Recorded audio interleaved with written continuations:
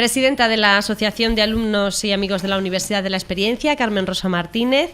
Saludo también al resto de la Junta Directiva, por supuesto a nuestro conferenciante de hoy, Diego Gómez Sánchez, y como siempre a todos ustedes, señoras, señores, muy buenas tardes y bienvenidos a la ya 20ª conferencia organizada por Aluex dentro de su ciclo de conferencias La cultura no tiene edad. 20. Son 20 ya las conferencias que hemos escuchado durante este año y el pasado, durante este curso, entre estas paredes, ¿verdad?, que tanta sabiduría y tantos conocimientos guardan y de los que nosotros también vamos cogiendo y vamos adquiriendo.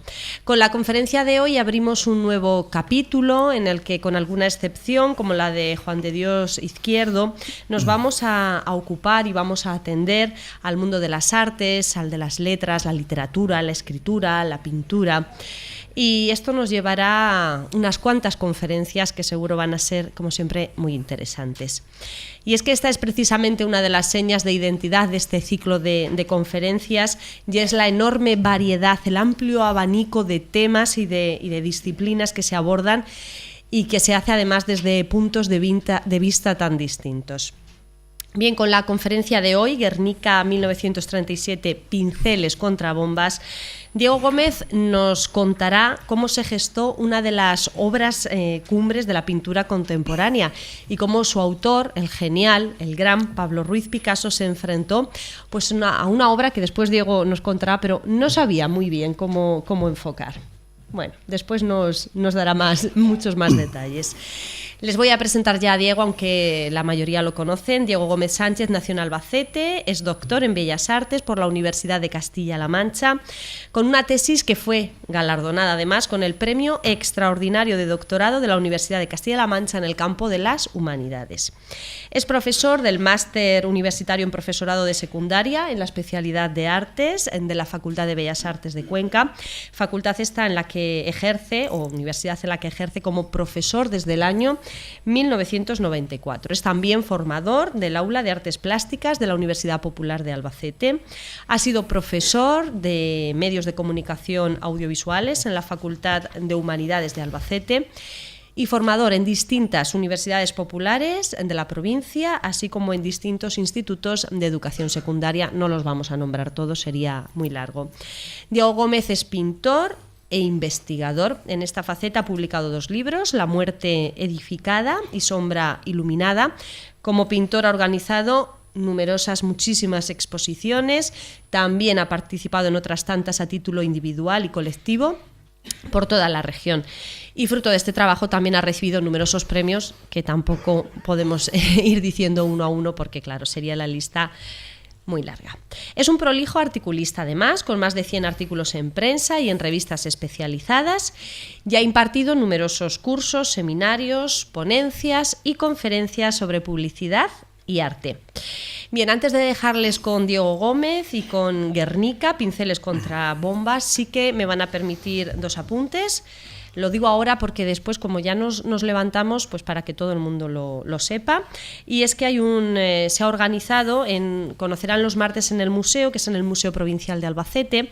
Bien, pues los martes a partir de las 8 de las 20 horas, los martes de marzo, también de abril, excepto en Semana Santa, se ha organizado un ciclo que lleva por título La enseñanza entre 1840 y 1970 en el Instituto Bachiller Sabuco de Albacete. Bueno, hay interesantes conferencias, no les voy a relatar todas, ni les voy a dar detalle de todas, pero 7, 14, 21 y 28 de marzo y 4, 18 y 25 de abril a las 20 horas en el Museo de Albacete. Y por otro lado también, ya por último, recordarles que el 24 de marzo Aluex ha organizado un viaje a Alcalá del Júcar, así que como siempre les animamos a que viajen a conocer la provincia porque tenemos una provincia que es maravillosa y tampoco tenemos que irnos tan lejos para descubrir verdaderas joyas. Bien, dicho esto, les dejo con Diego Gómez y con el Guernica, del que hoy vamos a aprender muchísimo, así que disfruten de la conferencia y gracias. Pues buenas tardes, gracias María José, como siempre, y gracias también como siempre a ustedes por la asistencia, por su presencia y especialmente a Aluex por contar conmigo una vez más. Creo que esta es la 4ª, han sido 5 conferencias, pero es el 4º año porque un año hicimos 2. Y es la cuarta ocasión en la que se escoge una obra maestra indiscutible de la pintura universal y yo intento exprimirla hasta sacarle la última gota de jugo. En este caso voy a hablar del Guernica porque bueno, hay una efeméride muy clara y muy concreta. Se cumplen dentro de muy pocos días 80 años desde el bombardeo, terrible bombardeo de la ciudad, y por tanto también de la ejecución del celebérrimo cuadro. Entonces me parece una ocasión ideal para exprimir, analizar y diseccionar esta obra maestra del siglo XX y de la pintura universal. Bueno, como es casi tradicional en mí en las charlas en Aluex, tengo la garganta un poco tocadita. Debe ser el síndrome Aluex que me da cuando se va acercando el día. Intentaré, a base de agua, que mi parlamento sea más o menos inteligible. Y por último, antes de empezar, creo que debemos felicitar y agradecer a Aluex y a la Diputación la edición de este estupendo folleto, que se sale del díptico habitual porque nos parecía muy interesante que tuvieran ustedes como recuerdo, pero también a la vista, una reproducción del Guernica, porque claro, voy a estar una hora, quizá una pizca más, hablando mucho de él, y aunque proyectaré infinidad de veces el cuadro entero o por partes, pues siempre está bien como auxilio tenerlo a la vista, por lo mucho que voy a decir. Bueno, vamos allá. Una cita de Picasso en la que se reivindica como pintor comprometido. La pintura no está hecha para decorar apartamentos, es un instrumento de guerra ofensivo y defensivo contra el enemigo. En realidad Picasso no es un artista que entre dentro de la categoría de artista comprometido. Se le ha reprochado que era muy oportunista en muchas ocasiones y aprovechaba cualquier ocasión para, digamos, para que su ego quedase bien parado. La génesis y el desarrollo del Guernica explica que algo de eso era verdad. Hay muy poca pintura política que haya salido de los pinceles de Picasso. Hay un libro, hay un cuadro también muy grande, muy famoso, llamado La matanza de Corea. Hay un retrato muy sencillo de Stalin con motivo de su muerte, pero no es un pintor político propiamente dicho. Es verdad que el Guernica es un cuadro político, un cuadro de reivindicación y de denuncia.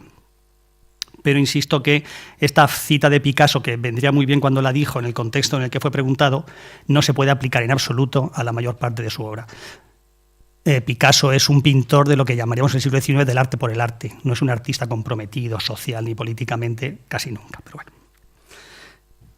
bueno, el contenido de esta charla abarca los 6 primeros y frenéticos meses de 1937. De esos 6 meses, desde que se encarga el cuadro a Picasso en los primeros días del 37 hasta que teóricamente lo acabó el 4 de junio del mismo año, de esos 6 meses, o algo menos de 6 meses, solo 33 días necesitó Picasso para, desde el primer boceto hasta la finalización del cuadro. Un proyecto de una película de Carlos Saura que no salió adelante, por desgracia, llevaba por título precisamente 33 días. Y la idea era que reconstruyera paso a paso toda la historia, la génesis, la producción y la ejecución del cuadro de Guernica. Estaba palabrado que Picasso fuera interpretado por Antonio Banderas. Ha tenido que quedar en un cajón ese proyecto, quién sabe si, en algún momento pueda ser rescatado. Lógicamente hubiera sido una ocasión idónea estrenarlo en este año. Bueno, pues en esos 33 días Picasso tuvo tiempo para concebir, abocetar y pintar no solamente su cuadro más popular, el cuadro más popular del pintor más popular del siglo XX con diferencia, no sé si el mejor, pero sí el más popular. No solo eso, sino el cuadro más famoso y seguramente más reproducido de todo el arte del siglo XX. Voy a estructurar esta charla en 5 apartados o ejes temáticos. Cada uno lo dedico a un aspecto concreto que tiene que ver con todo ese panorama que gira en torno a la génesis, ejecución y significado de este cuadro que es una leyenda. En primer lugar, el bombardeo, a continuación la noticia, el encargo, la pintura y el significado. No voy a seguir un recorrido lineal por estos 5 ejes temáticos, estos 5 apartados, sino que estaré llevando idas y venidas a lo largo del tiempo. A veces trazaré recorridos en zigzag que me harán perder el orden cronológico. Me parece que se gana a cambio mucha mayor claridad porque así describiremos una panorámica circular alrededor del cuadro y del contexto en el que ese cuadro fue creado. No seguiré paso a paso cronológicamente cómo fue encargado, pintado, expuesto, etcétera, sino que haré un recorrido giratorio alrededor de todos los aspectos que lo explican. Lo bueno del Guernica y lo fácil desde mi punto de vista es que la mayor parte de los acontecimientos que voy a explicar están perfectamente documentados. Estamos en el siglo XX, el siglo de las comunicaciones. Prácticamente todo lo que digo se sabe fehacientemente que es así. Cuando no se sabe con tanta rotundidad y hay, por tanto, divergencias o discrepancias entre las fuentes, las indicaré. Se sabe la inmensa mayoría, pero hay aspectos menores, la mayoría de ellos, que hay discrepancias según el autor que habla de ellos. El propio Picasso contribuyó a confundir a la gente, a los que hemos sucedido en el tiempo, porque Picasso no se mojó demasiado a la hora, por ejemplo, de explicar su propio cuadro. Y eso es lo que ha permitido abrir resquicios para interpretaciones, algunas de ellas creo que excesivamente retorcidas y hasta descabelladas, como luego tendremos quizá ocasión de comentar. Lo que voy a dejar fuera, aunque para no alargarme más de la cuenta, aunque eso tratándose de mí es casi inevitable, es analizar los bocetos, los 45 bocetos que se conservan, porque nos llevaría horas, literalmente, y tampoco voy a meterme muy en profundidad en las famosas 7 fotografías de Dora Maar que reflejan la evolución de la ejecución del cuadro. Mencionaré los aspectos más llamativos, más fundamentales, porque, insisto, si no, esto puede ser interminable. Y tampoco voy a hablar de las complejas negociaciones que llevaron a cabo el gobierno español para la traída del cuadro a España. No el regreso del cuadro a España, como se dice a veces equivocadamente, porque el cuadro nunca pisó a España hasta 1981, hasta septiembre, cuando vino del Metropolitan de Nueva York, perdón, del Museo de Arte Moderno de Nueva York. Cuando en la prensa de la época se decía que el Guernica era el último exiliado, en realidad era una licencia poética. No puede ser un exiliado alguien que no ha pisado el país al que vuelve. Pero claro, simbólicamente, la figura de Picasso y por extensión el Guernica, que hablaba de un trágico episodio de la Guerra Civil, se consideraba un exiliado que se deseaba que volviese cuanto antes. Bueno, pues vamos allá. Voy a empezar por el contexto histórico. Si hay historiadores aquí, me perdonarán que seguramente voy a dar unas pinceladas demasiado simplificadas, pero es necesario saber cuál fue el origen terrible que llevó a que Picasso se viera en la tesitura de pintar un cuadro así. Vamos a hablar, por tanto, del bombardeo. Bueno, aunque hay un tópico popular, obviamente erróneo, claramente erróneo, que dice que el Guernica, el bombardeo de Guernica, fue la primera vez que se utilizaron aviones para bombardear una población civil indefensa. Esto es claramente falso, es una idea errónea, porque no ya en el mundo se hizo antes en muchas ocasiones, sino que en la propia Guerra Civil también, como sin duda sabrán ustedes, hubo bombardeos sin un especial interés militar sobre la población indefensa. En este mapamundi voy a colocar algunos hitos de antes de la Guerra Civil Española, cuando tuvieron lugar el uso militar de aviones para bombardear a población civil. La primera vez que, según mis investigaciones, se utilizó con esa intención fue el ejército italiano cuando en 1911 y 12 bombardeó un oasis de Trípoli, en Libia. Insisto, con aviones. En los años 1919-1920, Gran Bretaña, en una zona de Oriente, que más o menos puede estar englobada por ese punto rojo que ven ustedes, bombardeó a la población civil en Kabul, Daca, Irán, Transjordania y Bagdad. Por la misma época, el ejército sudafricano bombardeó a los hotentotes, hasta casi causar su extinción absoluta. Japón en el 32 bombardeó Shanghái. E Italia en 1936 bombardeó Etiopía, en este caso con armas químicas. Curiosamente, en esta campaña etíope del ejército italiano estuvo presente para documentarla periodísticamente el mismo corresponsal que dio la noticia del bombardeo de Guernica, George Steer, del que hablaré dentro de muy poco tiempo. Bueno, aparentemente la primera vez en que durante la Guerra Civil Española ya se bombardeó una población fue la población vasca de Ochandio u Ochandiano, en castellano, a 50 kilómetros de Guernica, el 22 de julio del 36. Aquí tienen un cuadro de 1964 que recrea aquella matanza. Fíjense, 22 de julio del 36, solamente 4 días después de la sublevación militar. Era día de fiesta, según dicen las crónicas, el bombardeo duró 25 minutos y, según las fuentes, causó entre 57 o 61 civiles muertos. Curiosamente, este bombardeo se llevó a cabo con aviones con distintivo republicano, pero que partieron de la base de Recajo en La Rioja, que ya estaba en manos de tropas sublevadas. Es decir, fue el Ejército Nacional, solo que con aviones con distintivo republicano, lo cual seguramente chocaría mucho a los pobres que estuvieran asistiendo en primera persona a ver caer bombas de aviones aparentemente leales a la República. Bueno, después de Ochandio y antes de Guernica se bombardearon muchas localidades vascas, como Irún e Eibar. Aquí tienen una foto de los estragos.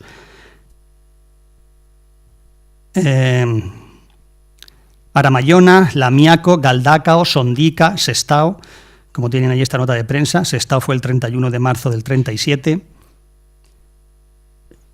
El propio Albacete, como sin duda saben, sufrió un terrible bombardeo. De los varios que recibió, el más grave con diferencia tuvo lugar el 19 de febrero del 37, se cumplieron 80 años hace muy poco, aparentemente por la misma Legión Cóndor que bombardeó también Guernica y Durango y produjo 83 muertos, al menos según consta en el registro de inhumaciones del cementerio municipal.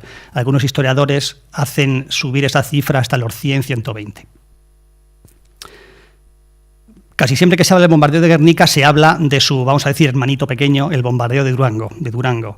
El bombardeo de Durango fueron en realidad 4 bombardeos entre el 31 de marzo y al 4 de abril del 37, unos días antes, por tanto, de Guernica, por aviones de la aviación italiana. Parece ser que dejaron caer 14.480 kilos de explosivos y que causó, según las fuentes, entre 172 y 336 víctimas mortales. Los aviones también llevaron a cabo ametrallamientos en vuelo rasante sobre la población que huía. Esta foto que les acabo de proyectar está tomada del propio avión en el momento del bombardeo, lo cual es espeluznante. Y ahí tienen sus consecuencias. Al igual que pasó con el bombardeo de Guernica, la prensa afín al régimen o las propias tropas sublevadas acusaron a los republicanos o al pueblo de Durango de haber ocasionado ellos la propia atrocidad. Después de Guernica, el 3 de marzo del 38, Alcañiz en Teruel sufrió un terrible bombardeo por la aviación italiana, aliada por supuesto del bando nacional. Se calcula que causó de 500 a 1.000 muertos. Y por hablar de un bombardeo del bando republicano, para equilibrar un poco las cosas, el terrible bombardeo de Cabra, que tuvo lugar el 7 de noviembre del 38 por 3 aviones de fabricación rusa, pero de tripulación española. Según alegaron como excusa, para justificarse absurdamente, habían confundido unos tenderetes puestos en la plaza con tiendas de campaña militares. Esa fue la excusa aparentemente para matar a más de 100 personas, a más de 100 vecinos. Bueno, con diferencia, la operación más sanguinaria de este tipo en la Guerra Civil, o por lo menos en estos primeros años, fue el terriblemente famoso ametrallamiento, la masacre de la carretera de Málaga a Almería, que tuvo lugar el 8 de febrero del 37, antes que Durango y 11 días antes del bombardeo de Albacete, del peor de ellos.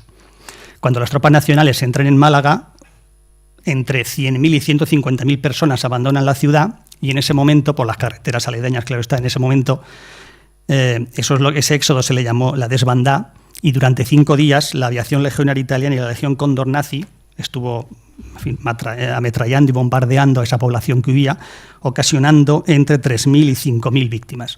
También bombardearon 3 buques nacionales fondeados cerca de la costa. Y también hubo fuego de artillería y de tanques y de infantería. Bueno, tuvo que ser aquello terrible. La famosa desbandada.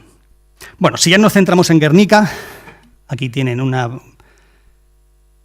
imagen de la provincia de Vizcaya. Guernica es una localidad de tamaño medio, situada a unos 30 kilómetros de Bilbao. Como todos sabrán, Guernica era símbolo y lugar casi sagrado de las instituciones ancestrales de los vascos, un enclave espiritual del sentir vasco, de la cultura vasca, capital del antiguo señorío de Vizcaya, sede de la Casa de Juntas y ante ella el famoso roble ante el cual juraban la fidelidad a los fueros los señores de Vizcaya. Y también desde 1334 los reyes de Castilla como herederos del señorío de Vizcaya. Hay un cuadro por ahí que está Fernando el Católico jurando los fueros vascos delante del árbol de Guernica.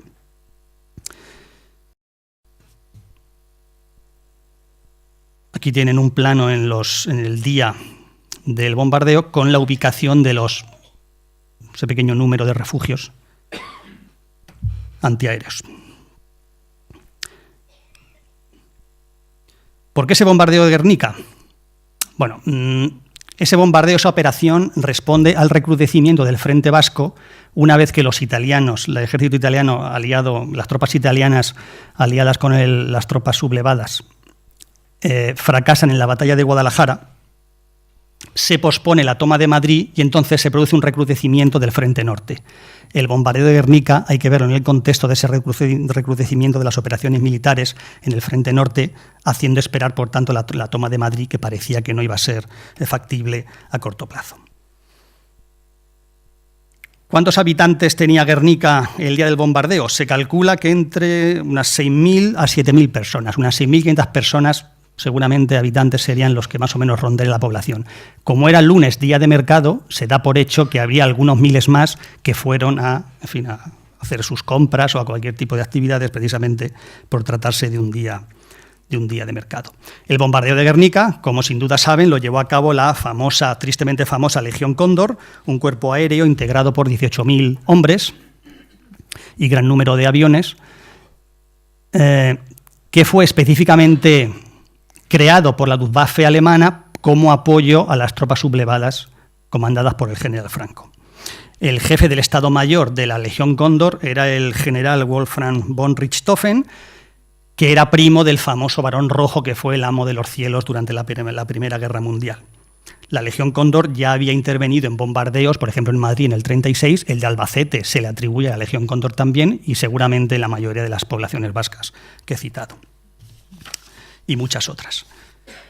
La operación del bombardeo, llamada Operación Rügen, perdonen mi alemán que no es muy depurado, en castellano reprimenda, lo cual es un nombre bastante significativo, fue acordada aparentemente por, lógicamente, el jefe del Estado Mayor, el general Richthofen, como máximo representante, máximo dirigente de la Legión Cóndor, el jefe del Estado Mayor del Ejército del Norte, el general Juan Vigón, y aprobada por el general Emilio Mola. No se sabe a ciencia cierta si Franco y Hitler tuvieron una decisión directa en autorizar esa operación.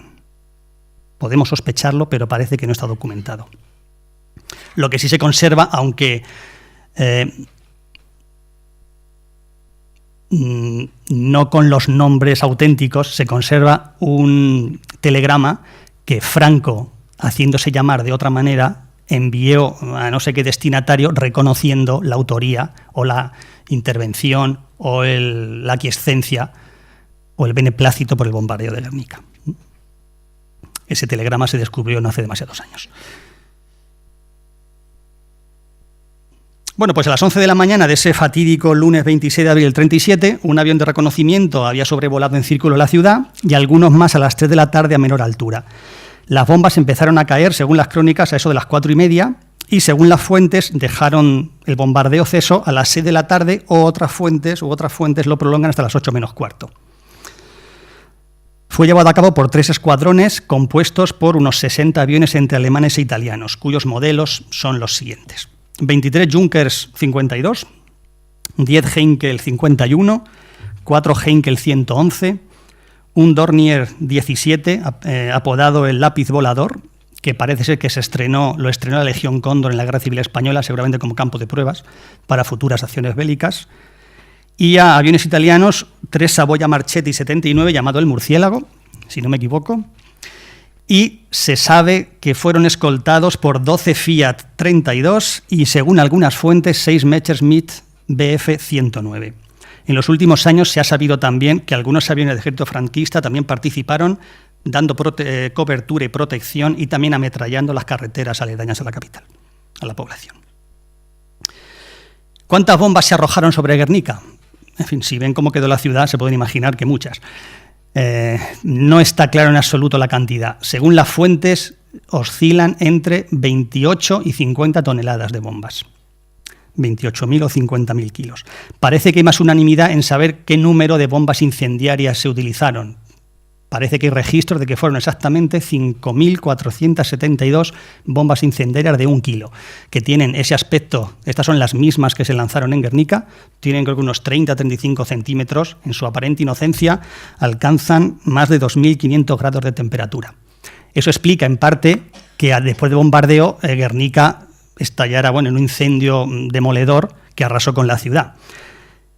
Estas bombas son por tanto, responsables de esa idea que las tropas nacionalistas, nacionales, hicieron difundir de que habrían sido los propios vascos quienes habrían incendiado la ciudad.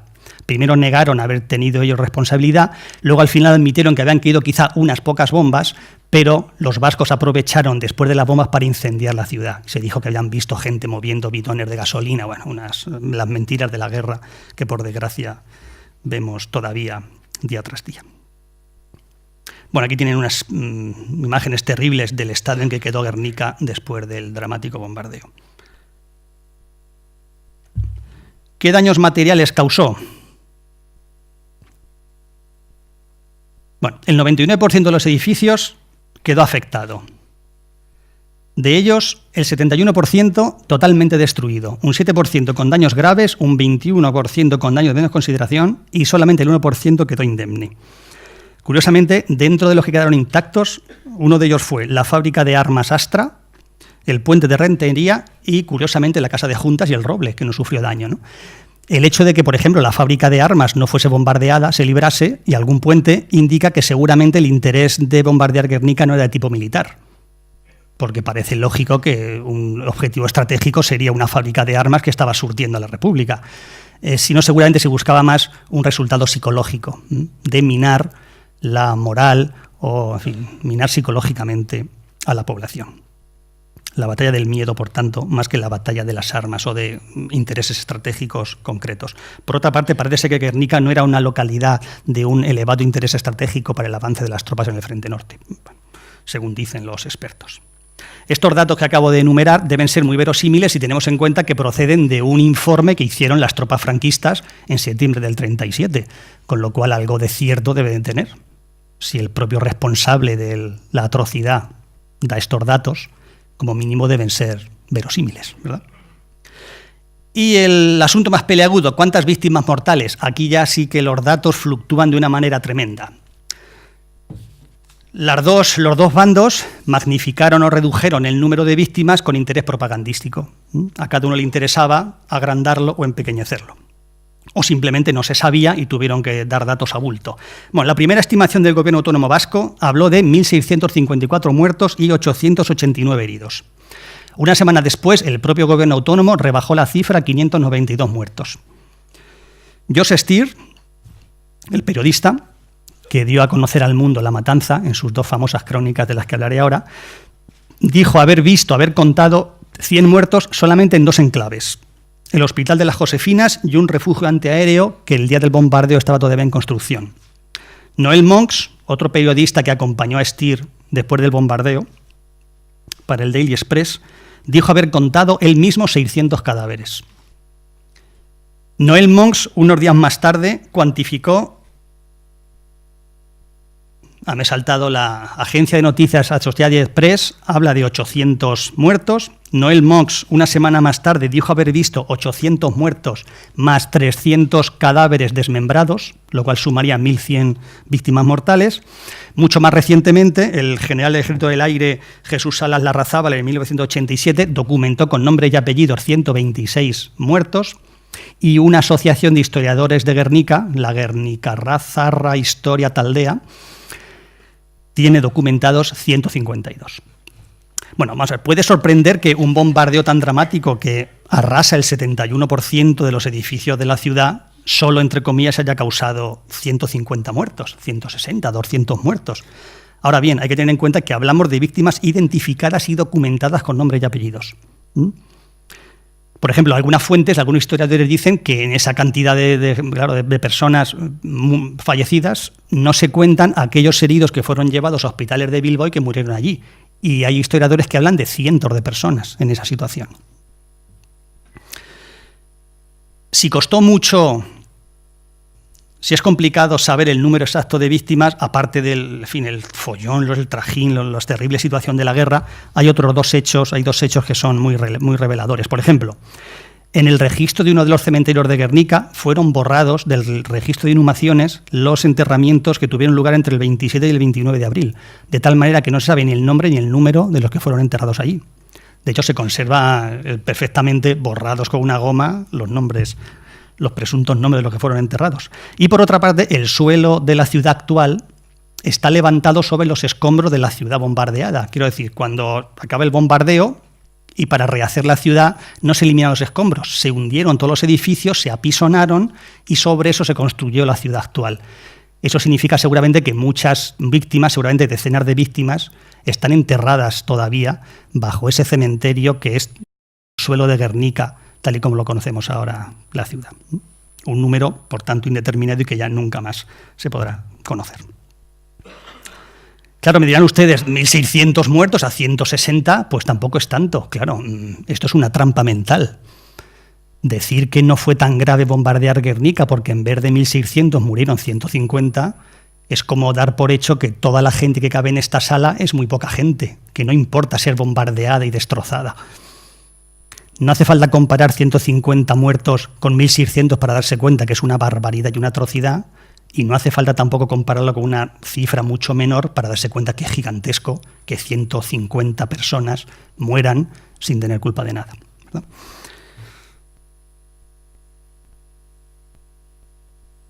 Bueno, pues el contexto, naturalmente, que explica lo que viene a continuación. ¿Cómo se conoció la noticia? Bueno, la noticia la dieron a conocer internacionalmente estos 4 periodistas o corresponsales. Las imágenes nos pertenecen todas a su aspecto en la época que nos ocupa. Christopher Lauder Steer, corresponsal del The Times y también del New York Times, llegó a Guernica al ardor de la madrugada del día del bombardeo, de la noche siguiente, juntamente con Matthew Corman, que era belga y era periodista del Ce Soir, con Christopher Holm, de Reuters, la agencia de noticias, y Noel Monks, del Daily Express. Por lo menos Steer estaba en Bilbao porque había sido expulsado de la zona nacional. Quiero decir, Steer sería en la actualidad lo que llamaríamos un periodista empotrado. Esos periodistas que están dentro de las tropas, que van avanzando y que van dando cuenta de lo que está pasando.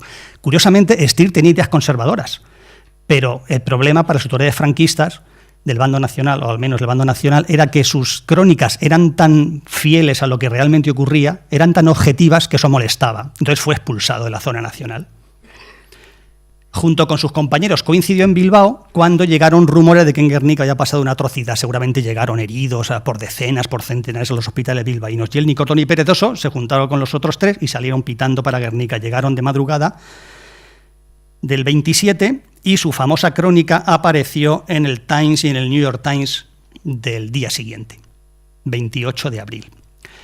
Al año siguiente, Steer publicó un libro que se considera clave para conocer todo este dramático episodio del árbol de Guernica. Ahí tienen 2 fragmentos de sus crónicas para ambos periódicos, norteamericano y británico. En esa crónica, una pequeña frase escribió Steer: semejante muestra de crueldad horroriza al mundo más que cualquier otra barbarie realizada en la más bárbara de las guerras. Ya hemos dicho que no fue la más grave en absoluto en términos de víctimas, pero sí del punto de vista simbólico seguramente. Y aquí tienen pues unas pequeñas imágenes, algún pequeño número de imágenes de la repercusión del bombardeo de Guernica en la prensa nacional, quiero decir, española.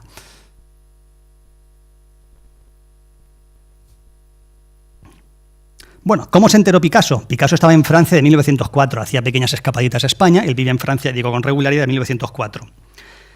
Se enteró de la noticia del bombardeo el 29 de abril, 3 días después, por tanto, de la tragedia. Se dice que estaba en el Café de Flore, ese cuyo escaparate típicamente parisino tienen ustedes en la imagen, en el Boulevard Saint-Germain, del que era parroquiano habitual, cuando su amigo, el periodista, escritor y trabajador de la embajada, Juan Larrea, llegó corriendo, llevando el periódico de l'Humanité de aquella mañana. L'Humanité era el órgano del Partido Comunista Francés, donde aparecía la crónica de Steer traducida al francés que se había publicado en el Times el día anterior. Estamos, por tanto, en el 29 de abril. Hay alguna fuente que, para mi sorpresa, dice que Picasso realmente conoció la noticia en Antibes. No he encontrado ninguna confirmación de ese hecho. La inmensa mayoría de las fuentes dicen que estaba en París y, en concreto, en este café. También, seguramente, Picasso, ahí lo tienen ustedes en una fotografía al posterior, dentro del Café de Flore. Picasso vio las imágenes fotografías, quiero decir, que se publicaron en el Ce Soir del día siguiente, 30 de abril. Ahí tienen ese número del Humanité donde aparece la noticia en Francia del bombardeo de Guernica. Y el Ce Soir, donde aparecieron publicadas las fotografías de Matthew Corman, que había acompañado a Stier esa madrugada. Y al día siguiente, una nueva referencia, y curiosamente se llama Guernica a la localidad de Guernica, ¿no? Que tiene su gracia. Bueno, en ese momento hacía casi 4 meses que Picasso había recibido el encargo de pintar un enorme cuadro mural con destino al pabellón español en la Exposición Internacional de París. Picasso, en ese momento de conocer la noticia, no había pasado de hacer un par de dibujos muy vagos, muy genéricos, muy imprecisos, muy dispersos sobre algún tema que no acababa de tener muy claro. Parece ser, como se deduce de esas imágenes dibujadas por él, que a él le rondaba la cabeza centrar el tema del Guernica o del futuro Guernica en el pintor y la modelo o el pintor en el estudio, que era un argumento iconográfico que he utilizado mucho previamente y que explotaría mucho en los años posteriores. Al conocer la noticia del drama de Guernica, ya tuvo la idea perfecta para dar un giro de 180 grados a ese proyecto inicial y centrar el cuadro en la denuncia de esta masacre. Según alguna versión de este episodio, fue el propio Larrea, el que le enseñó el periódico, el Humanité, el que le dijo, señalando a la portada, aquí tienes el tema para tu cuadro. Posiblemente esa versión la difundió el propio Larrea, ¿no? Para darse un poco de aires, ¿no? Bueno, el caso es que, en cualquier caso, valga redundancia, ese fue el momento en el que Picasso acabó con esa pequeña sequía creativa, en parte motivada por su complicadísima situación personal, de la que ahora hablaré, porque hay que ver cómo se complica a la gente la vida. Van a ver ustedes. Bueno. Y más si te llamas Picasso, que tenía fama de complicársela mucho con las mujeres. Bueno, el encargo. El encargo que dio lugar al cuadro más famoso del siglo XX vino a colación, vino al hilo de la exposición, voy a decir su nombre completo, Exposición Internacional de las Artes y las Técnicas en la Vida Moderna, en París en 1937. Entre otras instalaciones, reunía 42 pabellones nacionales, de otras tantas naciones, claro está, en el gigantesco espacio que conocerán cualquiera de ustedes que haya pasado por París, esa gigantesca avenida que separa los jardines del Trocadero del Campo de Marte, y en medio de la cual más o menos se alza majestuosamente la Estatua de la Libertad, ¿verdad? Perdón. La Torre Eiffel. Me he ido 7.000 kilómetros hacia el oeste. Perdón. Bueno. También es verdad. De hecho, fue un regalo, como saben, del gobierno francés. Así lo hemos arreglado un poquito. Bueno, el proyecto del pabellón español fue debido a estos dos arquitectos, a veces se llama arquitectura racionalista, a fin de corte sibausiano, seguramente con más propiedad de estilo internacional, Luis Lacasa, que era gallego, y Josep Lluís Sert, catalán. Tenían un estudio de arquitectura en común y recibieron el encargo. La decisión de la República, por razones obvias de participar en la exposición, fue muy tardía y el pabellón tuvo que levantarse a toda prisa en uno de los pocos espacios que todavía había libres en los jardines del Trocadero, y además el coste fue bastante barato, se hizo con arquitectura modular, en fin, como era arquitectura efímera, que no tenía ninguna pretensión de durabilidad, tampoco hacía falta, se decidió que no hacía falta un gasto excesivo. Aquí tienen pues algunas imágenes de los proyectos originales o recreados posteriormente. El pabellón ocupaba una superficie de 1.400 metros cuadrados, estaba creado en una superficie con desnivel, con lo cual de ahí el gran número de escaleras, rampas, etc. Y tenía un par de pisos. Esto ya son recreaciones posteriores.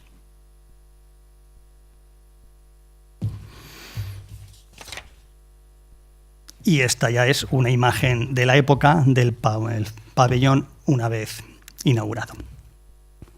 Bueno,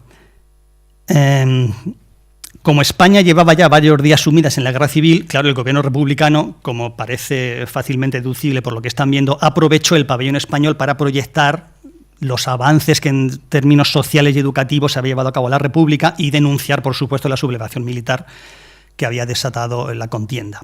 Había, por ejemplo, un collage fotográfico de homenaje a García Lorca, que había sido asesinado, como saben, en agosto del 36. Por cierto, el Diario de Albacete fue uno de los primeros periódicos españoles, si no el primero en dar la noticia. De hecho, cuando fuera de España se habló del asesinato de Lorca, se citaba el Diario de Albacete, lo cual tiene su gracia tétrica, digámoslo así. Sert, en una conferencia que dio en Cambridge en 1981, dijo sobre el pabellón: el objetivo del pabellón era exponer al mundo la situación del país en guerra, informarle sobre las verdaderas condiciones y la heroica lucha de un pueblo defendiendo sus derechos con el fin de contrarrestar los muchos falsos rumores que en la prensa entonces circulaban. Bueno, para, vamos a decir, decorar el pabellón o darle más profundidad intelectual o artística, pues se encargó a distintos artistas españoles, algunos de los más reputados del momento y que vivían, claro, en Francia fundamentalmente, y naturalmente todos ellos simpatizantes de la causa republicana, como es natural. Bueno, se le hicieron una serie de encargos para que cediesen obras para exponerlas en el pabellón, que también servirían para proyectar esa ideológica y propagandística que interesaba a las autoridades.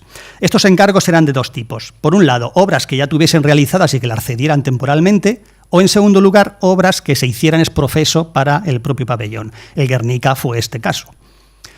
Pero Picasso, como veremos a continuación en unos minutos, también cedió obras que había hecho en los años anteriores, 2 esculturas en los años 32 y 33 y alguna otra, como ahora veremos.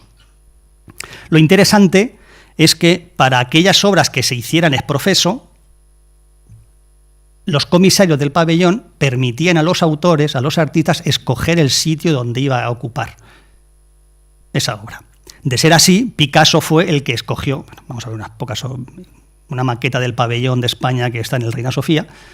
De ser así, como parece, Picasso eligió libremente, llegaré. Ahí tienen el pabellón de España, cerca del de Polonia. Vale. Picasso habría escogido libremente una gran pared de unos 4 metros de alto y 11 de ancho, que es la que está resaltada en rojo. Muy cerca de la entrada. Se entran por las escaleras que tienen a su derecha, haciendo esa curiosa forma triangular. La primera obra que uno se encontraba en cuanto giraba a la derecha era el Guernica. Era una forma potente de empezar. En la planta baja.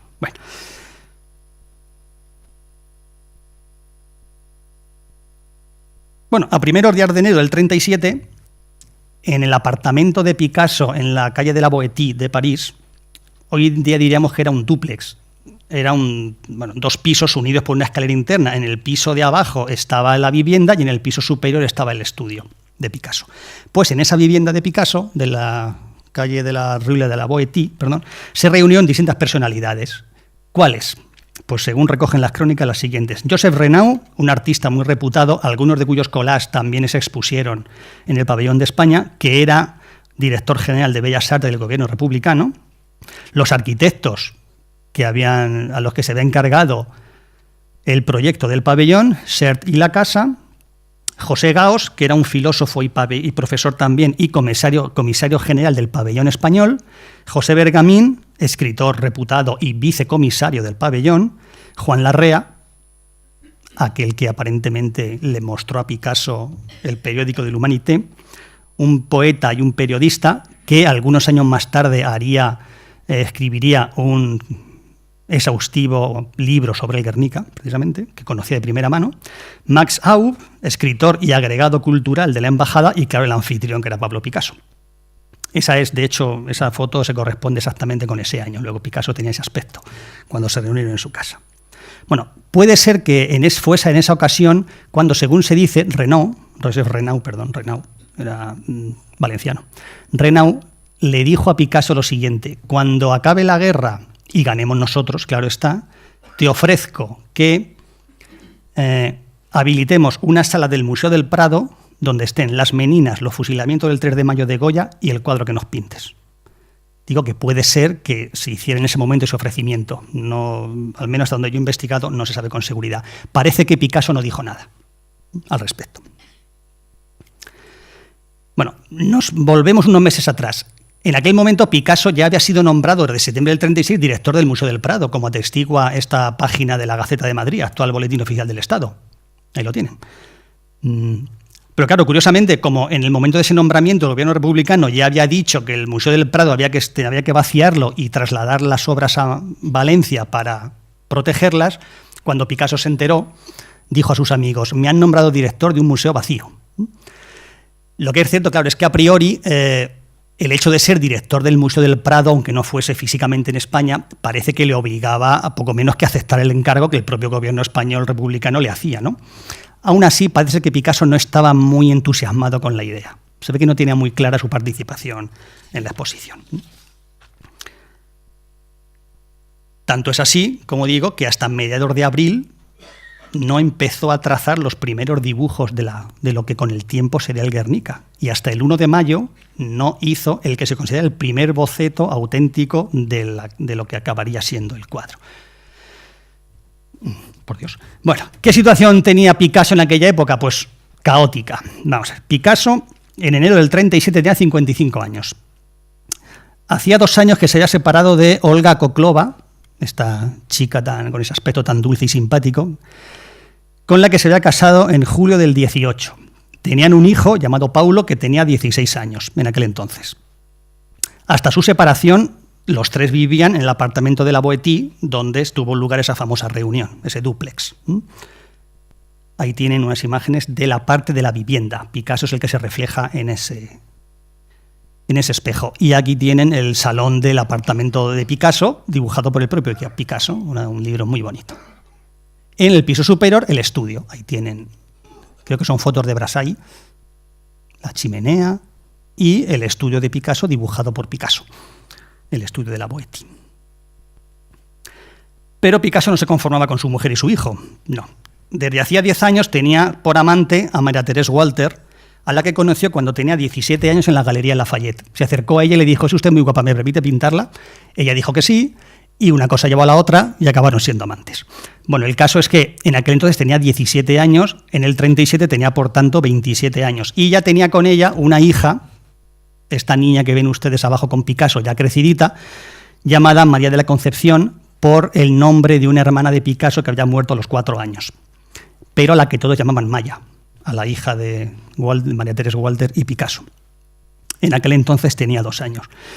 Curiosamente, teniendo como amante a María Teresa y estando casada con Olga, Picasso le montó un piso a su amante unos pocos portales más allá de donde vivía. Él vivía en el 23 y su amante vive en el 44 en la misma calle, lo cual es un riesgo bastante considerable, ¿eh? No se fue muy lejos, se ve que no quería que le costase mucho ir y venir. No es de extrañar que Picasso definiera aquella época como la peor de su vida. Curiosamente, Maya, con el correr del tiempo, esa niña dulce y simpática, fue una de las personas, de los hijos de Picasso, heredero de Picasso, que más se opuso a que el Guernica viajase a España. Fue de las más beligerantes en contra de ese viaje. Bueno, esta situación es familiar, es tan chunga, que muchos historiadores o críticos ven que en este celebérrimo grabado de la Minotauromaquia del 35 quieren reconocer a Picasso, a Olga y a María Teresa. Bueno, Picasso solamente puede ser el personaje masculino, pero las otras 2 mujeres, los historiadores consideran que María Teresa es la que está abajo sujetando la lucecita, obvio precedente de la portadora de luz del Guernica, y Olga sería una de las 2 mujeres que miran desde arriba. Siempre se ha considerado, y es muy obvio, que el grabado Minotauromaquia es un precedente directo iconográfico del Guernica. Tanto es así que Argem dice que si lo invertimos especularmente, de derecha a izquierda, se asemeja de manera muy evidente a la composición del Guernica. Parece bastante obvio, ¿verdad?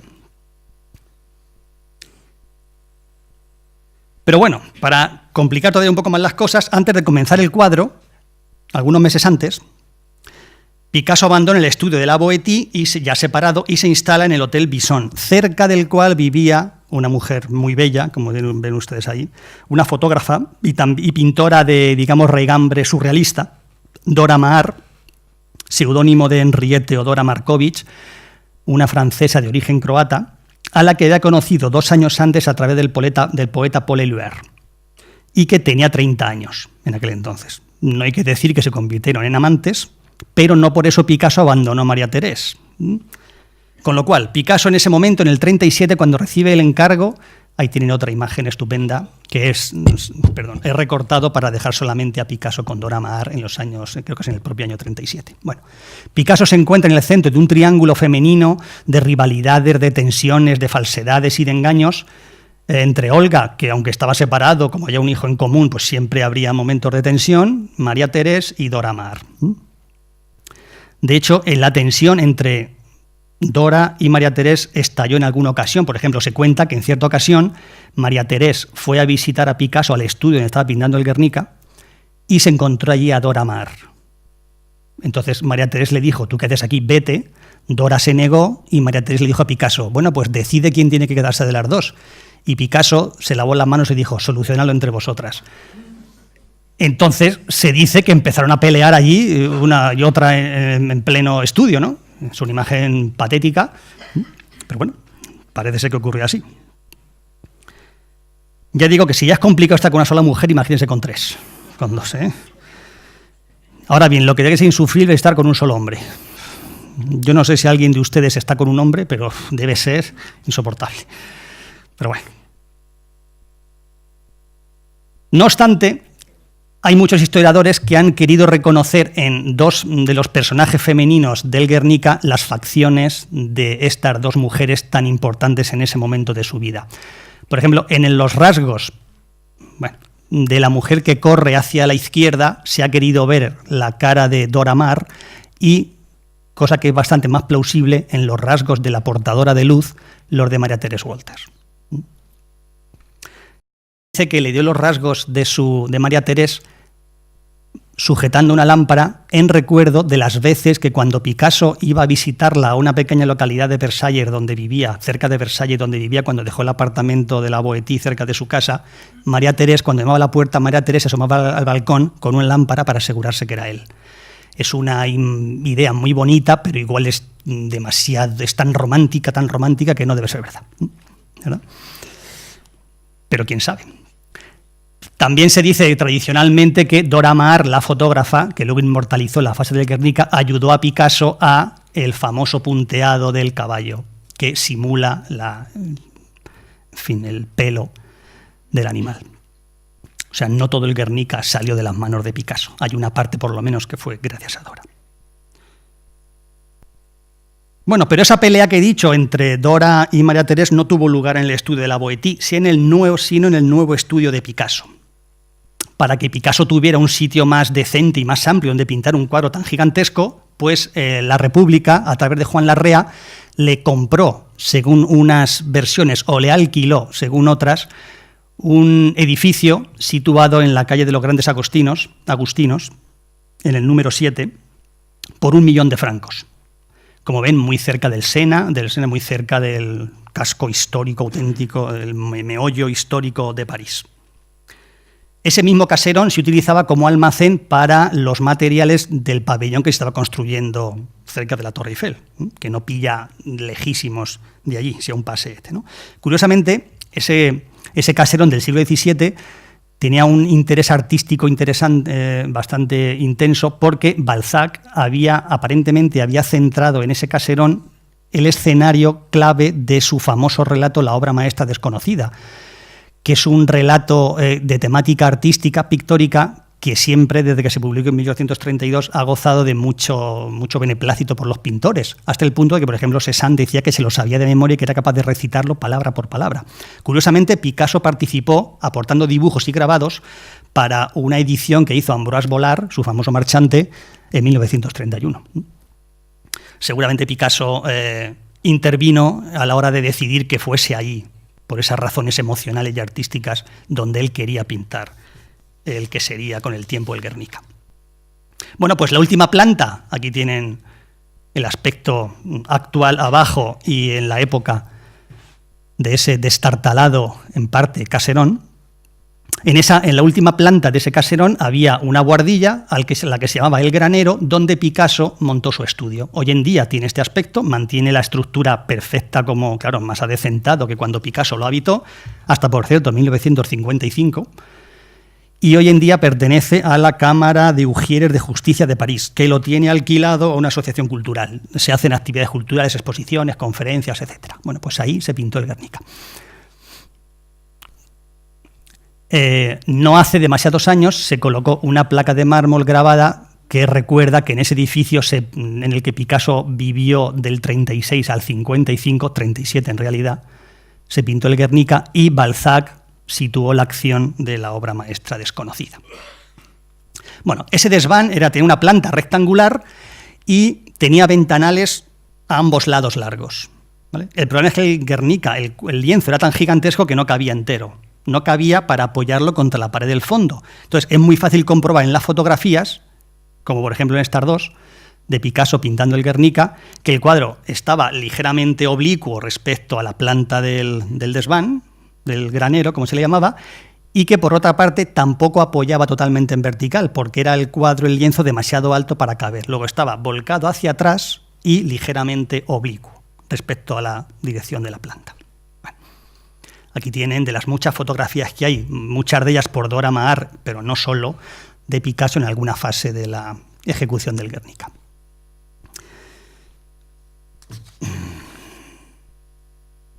Bueno, la primera piedra del pabellón se puso el 27 de febrero del 37 y se sabe que Picasso acudió varias veces para ver cómo iban progresando las obras. Aunque, fíjense, todavía faltaban más de 2 meses para que Picasso hiciera el primer boceto de lo que sería su cuadro.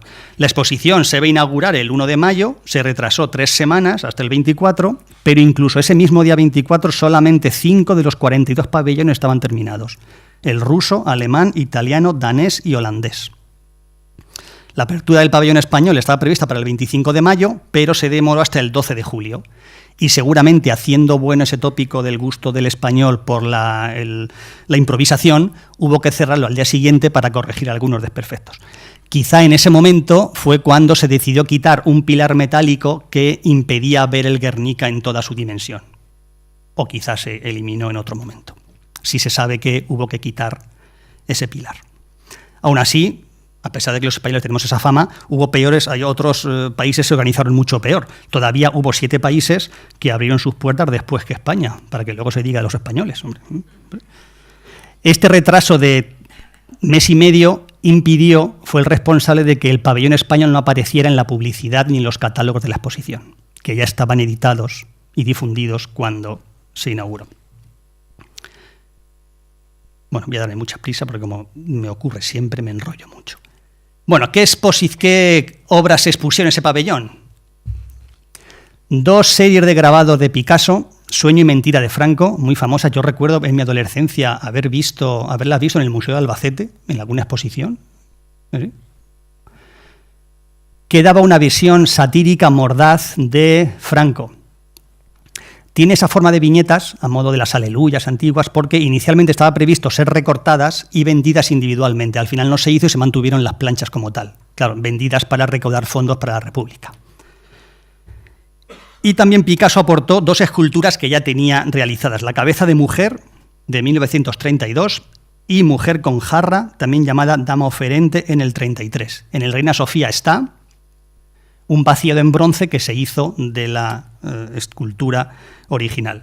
Esta escultura de la Dama oferente se instaló en el patio del pabellón, muy cerca del pabellón de Polonia, y el comisario polaco pidió que la retiraran de allí porque no se pensara la gente que esa escultura era de un autor polaco. Se ve que no le pareció muy bonita. Y, hombre, digamos que no es una escultura bonita en términos convencionales, ¿eh? Una réplica en bronce de la Dama oferente se colocó sobre la tumba de Picasso en el Castillo de Beaubernach, que fue comprado por el artista en 1958. Y donde sigue enterrado, por cierto, claro.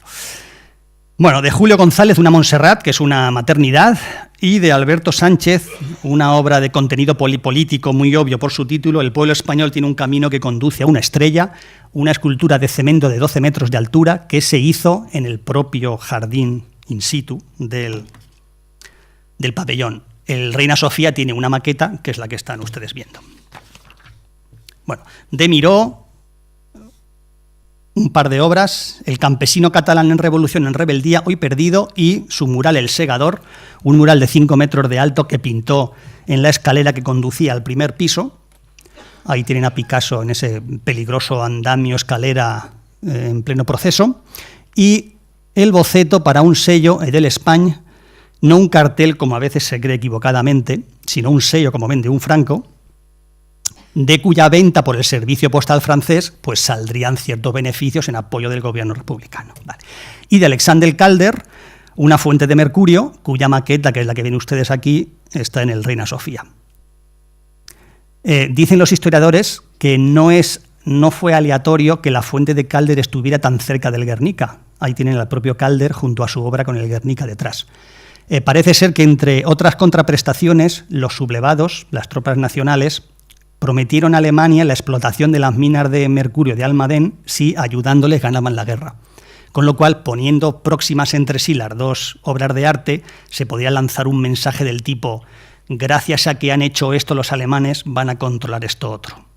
Por culpa de Guernica nos van a quitar nuestro mercurio. Igual es una interpretación muy retorcida, pero bueno, no puede que no ir del todo descabellada. Bueno, pues se tiene una imagen estupenda del pabellón español, el interior, el patio central, con el Guernica en la esquina. A pesar de la leyenda que hay alrededor, no fue en este pabellón donde tuvo lugar la famosísima anécdota que se cuenta siempre de Picasso con un oficial nazi, sino que tuvo lugar en las calles de París o en algún establecimiento público durante la ocupación alemana de París. Dice la anécdota, la leyenda, bueno, que Picasso atestiguó que era cierta en 1945, que un oficial de la Gestapo le enseñó a Picasso una reproducción del Guernica y le dijo: ¿ha sido usted el que hizo esto? Y dijo Picasso: no, fueron ustedes. Es una... ya digo, es una... como esas anécdotas tan perfectas que uno duda de que puedan ser ciertas, pero insisto que Picasso, en una entrevista concedida a una revista francesa en abril del 45, dijo que realmente había ocurrido así. Bueno, la exposición internacional cerró sus puertas el 1 de noviembre o el 25, según las fuentes. Ahí tienen otra par de encuadres del pabellón. Y en 1992, el año de las Olimpiadas, se levantó en Barcelona una réplica exacta en el barrio de la Vall d'Hebron, que acoge, si mis informaciones no son equivocadas, una biblioteca universitaria y que, por supuesto, contiene una reproducción exacta del Guernica tamaño real. Bueno. ¿Cobró Picasso por el Guernica? Cobró. Esta factura estuvo perdida décadas y hace unos años, es decir, cuando empezaron las negociaciones para traer el Guernica a España, fue la clave para intentar que el Guernica fuese considerado propiedad del Estado español. Esta es una relación de parte, imagino, de los gastos del pabellón, y en la segunda hoja, como pueden ver ustedes, se acredita que el 28 de mayo se pagó a Picasso por el Guernica 150.000 francos, que equivale más o menos al 15% del coste total del pabellón. Yo he leído conversiones a precio actual, salen una auténtica barbaridad. Comprendo que es difícil convertir precios del 37 en moneda contante y sonante del 2017. Pero bueno, era una cantidad que sobrepasaba con muchísimo, lo máximo que Picasso había cobrado en aquel entonces por una tela, siendo Picasso en aquel entonces millonario. Se compraba casas, castillos, era un millonario, a pesar de que su aspecto, en fin, no era de esos millonarios que alardean del dinero, pero vamos, la cuenta bancaria la tenía bien surtida. El mejor precio alcanzado por Picasso hasta entonces había sido de 17.000 euros. Aquí se le pagó casi 10 veces más por el Guernica. A ese pago se agarraron, como dice, hasta las autoridades españoles cuando, descubriendo la factura, dijeron: ostras, si se le pagó a Picasso por el gobierno republicano, eso significa que España es propietaria del Guernica. Se agarraron a eso para presionar al MoMA, al Museo de Arte Moderno de Nueva York, para que lo cediese graciosamente al Estado español, como realmente ocurrió. Y dejando con un palmo de narices a algún abogado de Picasso y a alguno de sus herederos, que se negaron febrilmente a que el Guernica pisase España. Bueno, ¿cómo es el Guernica? Seguramente, sin la menor duda, el Guernica es el cuadro mejor documentado de la historia del arte, por dos motivos fundamentales. Primero, se conservan 45 estudios o bocetos preparatorios, de los cuales ven ustedes aquí 30 y tantos, la mayoría. El primero, con esa manía estupenda para nosotros ahora, décadas después de que Picasso fechara la inmensa mayoría, están todos fechados, o la mayoría, como digo, el primero el 1 de mayo del 37 y el último el 4 de junio. Ese 4 de junio se considera la fecha de finalización del cuadro. Y si es cierto, pues podemos deducir que fue lo último que pintó Picasso, la mano del guerrero muerto, que está cerca del borde inferior izquierdo del cuadro. Como están fechados, es muy fácil seguir la línea cronológica que siguió el artista desde los bocetos más elementales y cómo fue progresando su idea, las ideas que descartó, cómo fue puliendo otras y cómo el cuadro iba cobrando solidez con el paso del tiempo. Bueno, lo interesante de esto es que los bocetos se siguieron produciendo aun habiéndose empezado el cuadro. He marcado entre esos corchetes el momento en el que se supone que empezó a pintarse el Guernica. Digamos que más o menos la mitad de los bocetos estaban todavía haciéndose para completar aspectos que Picasso no tenía muy claros en la propia ejecución, de los que, por cierto, dan fe y testimonio las famosas fotografías de Dora Maar, que es esa segunda fuente fundamental para saber cómo se pintó el Guernica. El proceso de ejecución del Guernica fue registrado por Dora Maar, su amante, amiga y fotógrafa, gran fotógrafa, en una famosísima serie de 7 fotografías. No sabemos si porque Picasso se lo pidió o porque el gobierno republicano o los comisarios del pabellón así se lo encargaron. Lo que se sabe, porque se conserva la factura, es que Dora cobró 240 francos por su trabajo.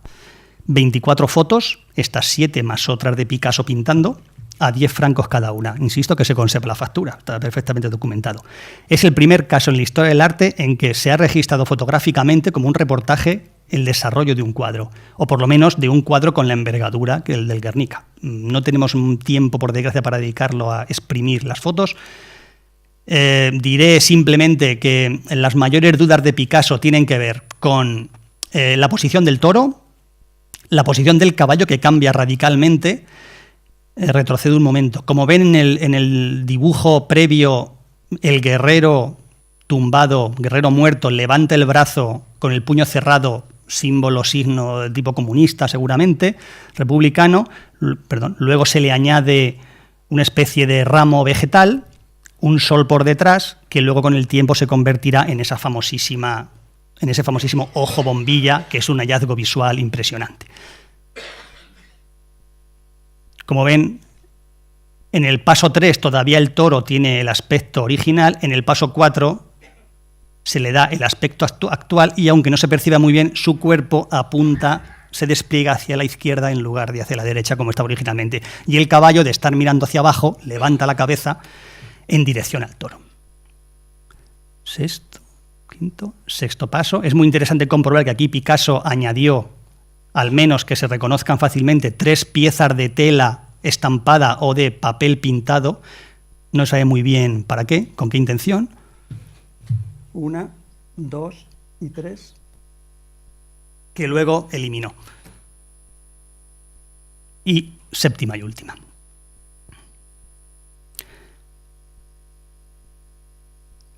Como digo, la primera foto fue tomada el 11 de mayo y la última el 4 de junio, que es la fecha que oficialmente se considera de finalización del cuadro.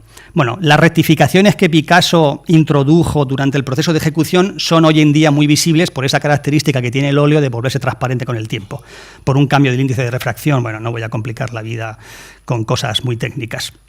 Son muy visibles esos arrepentimientos que denotan las dificultades de Picasso para encontrar una forma definitiva, las frecuentes modificaciones que iba introduciendo conforme avanzaba día a día la fecha de entrega del cuadro, no daba tiempo, ¿no? Donde más evidentes son a simple vista, si uno va al Reina Sofía, es en la cabeza del toro, que es seguramente la que experimenta el mayor cambio desde el dibujo original hasta el final. En la mujer con los brazos levantados, pues como ven por debajo se ven trazos del dibujo hecho con pintura negra sobre la preparación blanca, o en la cabeza del guerrero, en el labio superior, pues se intuye que hay debajo algo que no es exactamente lo que debería verse seguramente. El óleo, aunque no es exactamente óleo, la técnica del Guernica tiene esa particularidad que es inevitable. El óleo se vuelve transparente con el paso del tiempo. Bueno, y también es muy evidente, visto con cierta proximidad, las evidencias, perdón por la redundancia, del trabajo apresurado que Picasso tuvo que llevar a cabo en forma de chorreones, de salpicaduras, que son muy, muy frecuentes, a poquito que uno se acerque o vea buenas imágenes del Guernica. Bueno, ¿cuál es el estado de conservación del Guernica? El Guernica es un enfermo crónico. digamos que su estado de salud no es dramático, pero sí bastante delicado. En parte, en buena medida, por la enorme cantidad de veces que ha tenido que ser desmontado, enrollado, desenrollado, vuelto a montar en cada uno de los muchos viajes que durante décadas se le ha obligado a hacer al cuadro. Tengan ustedes en cuenta que un cuadro de estas dimensiones no se hace viajar montado. Se desmonta del bastidor, se enrolla en un cilindro con el mayor diámetro posible, sin que sea eso inmanejable, con la pintura por fuera, y luego cuando llega a su destino, bueno, el traqueteo del viaje, hay que extenderlo, volverlo a montar, ¿no? Y eso daña el cuadro de una manera terrible. Tengan en cuenta que, en números redondos, el Guernica ha sido enrollado y desenrollado casi 90 veces. 90. Y tengan en cuenta que solo la tela pesa 200 kilos. Imagino que incluyendo el cilindro en el que va enrollada, porque... bueno, 30 metros de tela, 200 kilos, parece mucha tela, ¿no? Valga. Bueno, el propio Picasso, que había, fíjense, esto es cuando se desmontó esta foto en el 81, cuando se mandó del MoMA de Nueva York al Reina Sofía, perdón, al Casón del Buen Retiro. Ese es el nuevo bastidor del que hablaré ahora. Picasso en el 58, que había... cuando estalla la Segunda Guerra Mundial, da la casualidad que el Guernica está en Nueva York y Picasso dice, ostras, quedaoslos allí, quedaoslo hasta que, junto con los 45 bocetos, hasta que se tranquilice Europa. Lo cedió al MoMA y en el 58, viendo que el estado de la tela ya era bastante chungo, con perdón, pues él dijo, mira, no lo prestéis más, dejad de enrollarlo y de montarlo y desmontarlo porque vamos a acabar por destrozarla. O sea que por orden expresa de Picasso, en el 58 el Guernica no se toca en el MoMA, salvo unos años más tarde para subirlo a la tercera planta del edificio. Luego se manda de Nueva York en el 81 al Casón del Buen Retiro, donde imagino que muchos de ustedes llegarían a tiempo de verlo, yo lo vi en mi tierna juventud. Y luego unos años más tarde se manda al Reina Sofía, y dentro del Reina Sofía se sube, luego se le cambia a otra ubicación distinta. Pero ya del Casón del Buen Retiro y la Reina Sofía se traslada sin montado y dentro del Reina Sofía, lógicamente, también. Ahí está una imagen, ahí tienen de cómo estaba instalado en el Metropolitan, del Museo de Arte Moderno de Nueva York. Y aquí el aspecto que tenía, como quizás recuerden, el Casón del Buen Retiro, dentro de esa urna de cristal blindado y al principio con una pareja de guardias civiles con ametralladoras a ambos lados, ¿eh? Bueno, paso rápidamente a hablar a toda velocidad del soporte. Bueno, el soporte del Guernica es un lienzo. Por definición, un lienzo es cualquier tela preparada para pintar sobre ella. Esa es la definición oficial de lienzo, al margen de lo que esté elaborada esa tela. Bueno, el lienzo se montó sobre un bastidor, según la información del propio Reina Sofía, que no siempre coincide con la información que encontramos por ahí, de 3,49 metros por 7,76.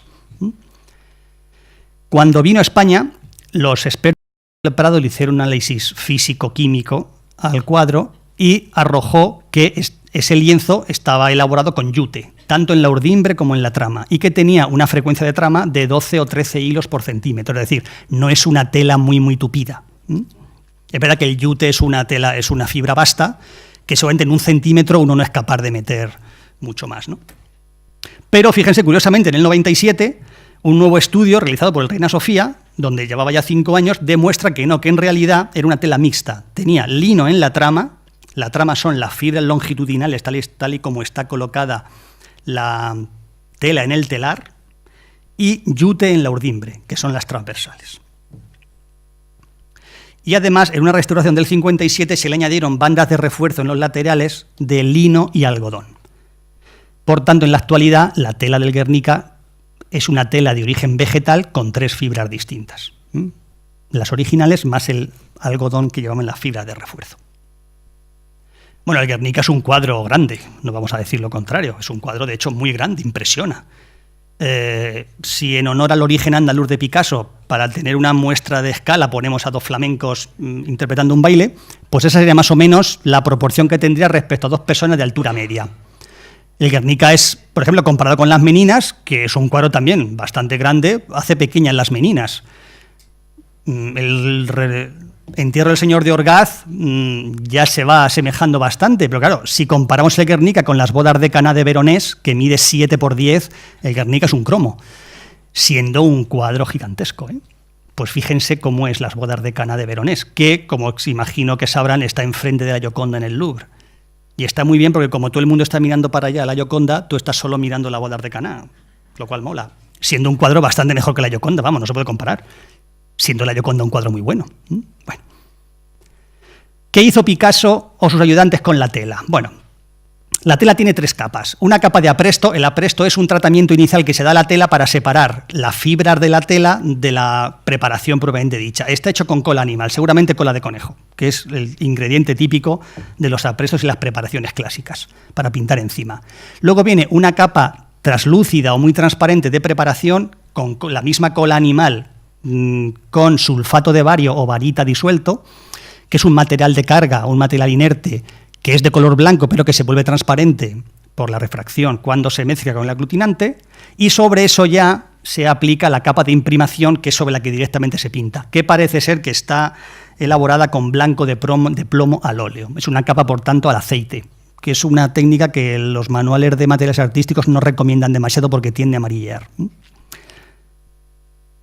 Se ha descubierto en este exhaustivo análisis del 97 trazas, pequeñas cantidades de carbonato cálcico o calcita y sílice, que tampoco tienen mayor relevancia.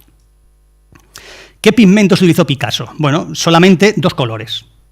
El Guernica es un cuadro monocromático, aunque no exactamente. En realidad, el Guernica no es un óleo sobre lienzo exactamente. Casi, pero no. Utilizó pintura blanca y pintura negra. La pintura blanca es un esmalte, es una pintura doméstica de paredes, de blanco de zinc, de la marca Ripollin, en concreto Ripollin Express, que era una marca que era muy famosa en la Francia de la época, fundada en 1897 y que el artista utilizó mucho desde 1912 y que ha dado problemas a los restauradores porque no ha envejecido demasiado bien. Era una pintura de paredes, insisto. ¿Por qué se llama esmalte? Porque el aglutinante del Ripollin tenía aceite de linaza, como el óleo estándar o tradicional, pero tenía una pequeña cantidad de resina, de barniz de resina. Cuando ustedes compran un esmalte para pintar una puerta, saben que tienen que limpiar la brocha con aguarrás. Si compran una pintura acrílica, saben que la limpian con agua. El esmalte tiene aceite, necesitan un aguarrás para diluirlo, para limpiar la pintura. Como digo, Ripollin es una marca celebérrima. Ahí tienen un bote de Ripollin, de esa pintura doméstico industrial auténtico, y la utilizó tanto Picasso que el Museo de Antibes hace unos años publicó un libro bajo el título Picasso Express, donde repasaba una gran cantidad de obras de Picasso pintadas con esa pintura doméstica, con el famoso Ripollin. Y luego tiene como negro el negro de huesos. El negro de huesos es un pigmento de origen animal. En teoría está hecho con el ideal, con marfil, por sus razones obvias y de precio es muy difícil encontrarlo, con huesos carbonizados o cuernas de cierva, carbonizados y machacados y mezclados con el aglutinante. Bueno, el aglutinante del Guernica es, por tanto, aceite de linaza y el barniz de resina. Ese barniz lo que hace es difuminar, borrar la huella de la pincelada y secar muy rápido. La denominación Express la eligió Picasso, ese producto, para acelerar el secado de una pintura que necesitaba que secara a gran velocidad para poder entregarla dentro de plazo, ¿no? En el análisis de 1981 se descubrió blanco de plomo en algunas zonas, por ejemplo en la cabeza del guerrero, pero en el 97 no se detectó blanco de plomo. Uno no sabe muy bien cómo interpretar esa discrepancia, ¿no? Pero sí se detectó en ese mismo estudio yeso, o sea, sulfato de calcio dihidratado, en la capa pictórica blanca. Si Picasso lo añadió, sería con alguna intención que desconocemos. Bueno.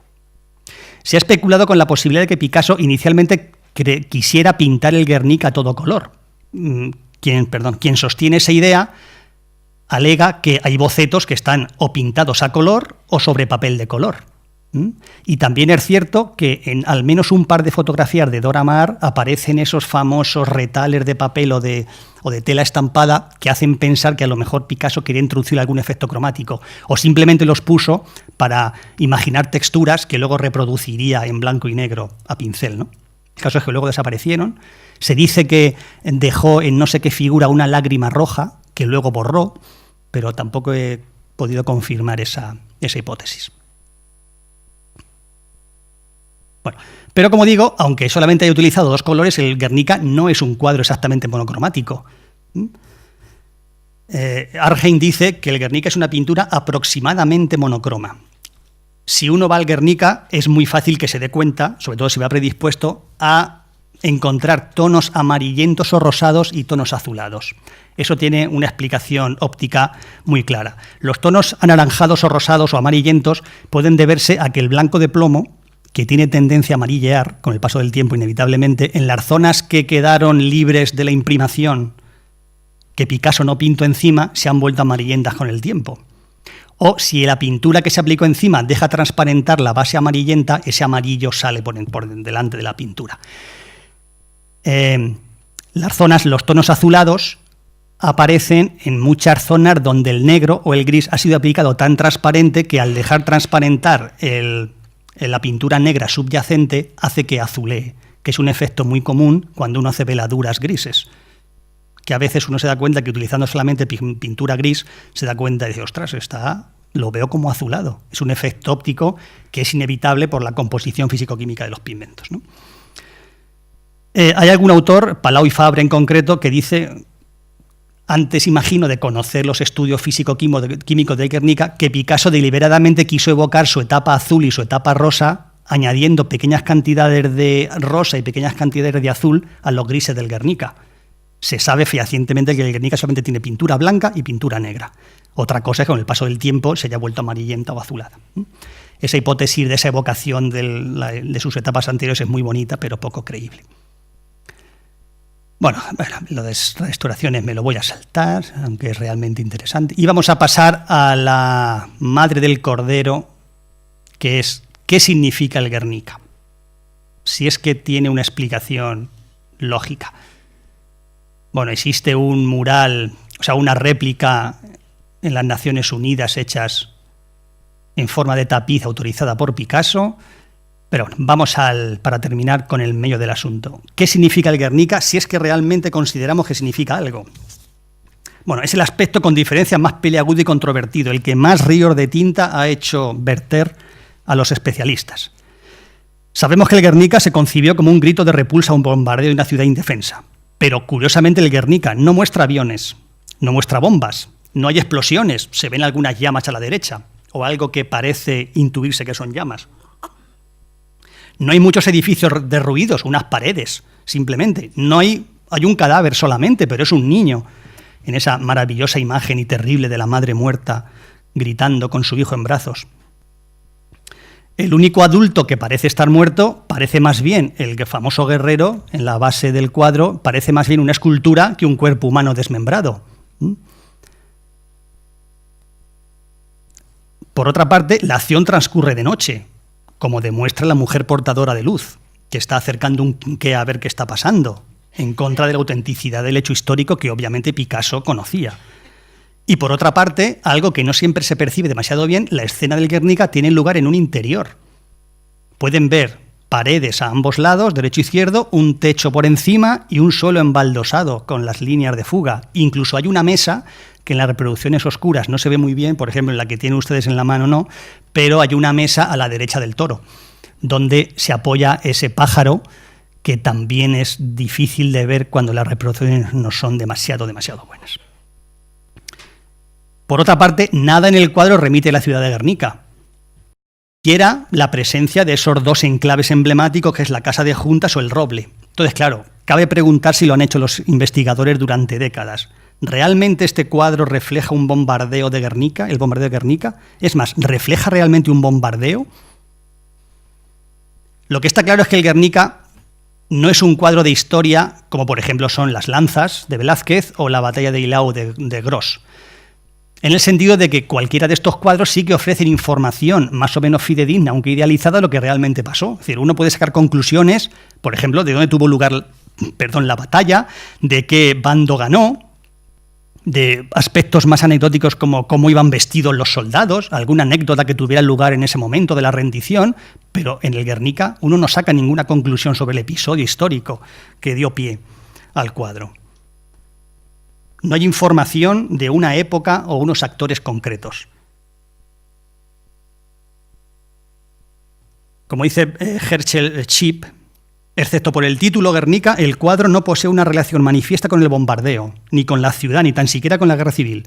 Picasso no declaró nunca que la tuviera, tan solo que era su respuesta a los trágicos sucesos acaecidos a sus compatriotas. Como digo, la acción del Guernica transcurre de noche, como demuestra como he dicho antes, ese famoso ojo bombilla, que es una invención visual maravillosa. Acelero. Claro.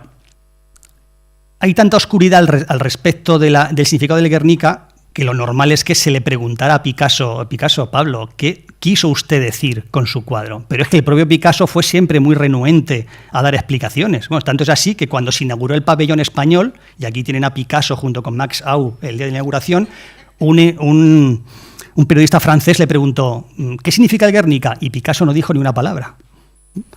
Con lo cual, en fin, nos está haciendo la Pascua a los que décadas después intentamos entender algo. Claro, lo más problemático del Guernica, es cómo encajar la presencia de un toro y un caballo, obviamente extraídos de la tauromaquia, la fiesta nacional española, en una aparente y presunta escena de un bombardeo. Lo que da la impresión es que Picasso escogió motivos, elementos o imágenes típicos de un bombardeo, gente gritando, gente huyendo, cadáveres, edificios derruidos, y otros elementos típicos de una corrida de toros, el mítico combate entre el toro y el caballo del picador, hizo una especie de refrito, lo metió en una especie de coctelera, la arrojó en el lienzo y lo que salió lo pintó. Pero claro, es difícil encajar esas dos realidades que en la vida real no tienen nada que ver, pero que en el mundo de la pintura sí que puede que tengan más que ver de lo que creemos, ¿vale? Entonces, para terminar, lo que he hecho ha sido, según ciertos autores, los que se dedican más trabajo y más esfuerzo a intentar deducir qué significan esas dos misteriosas figuras, a ver qué opinan cada uno de ellos. En primer lugar, Juan Larrea dice en su monografía sobre el Guernica directamente: el toro representa al pueblo, es decir, a las víctimas, y el caballo al agresor, a los verdugos. Larrea dice, a la España nacionalista. Pero claro, es una interpretación muy objetable, porque claro, el caballo está atravesado por una lanza y tiene una herida abierta tremenda en el costado. Es difícil que el agresor se le ponga en esa situación tan lesiva, ¿no? Más bien parece la víctima propiamente. ¿Cómo puede ser el caballo el malo de la película si el que peor parado ha salido de la escena que representa el Guernica? Salvo que el caballo fuese la expresión del deseo del pintor de derrotar el fascismo. Pero es verdad que eso ya es retorcer, creo que demasiado la historia, ¿no? Por otra parte, es que las expresiones, especialmente la del toro, tampoco se sabe muy bien lo que están expresando. Dolor, crueldad, miedo, alarma, odio, eso tampoco ayuda a interpretarlo, ¿no? Argein, en 1962, dice, no, el caballo son las víctimas, el pueblo, y respecto al toro no lo tiene tan claro. Él dice que, como está muy en segundo plano y no participa en la acción, salvo como espectador, él dice que el toro representa la imagen imperturbable de España. Cito entre comillas.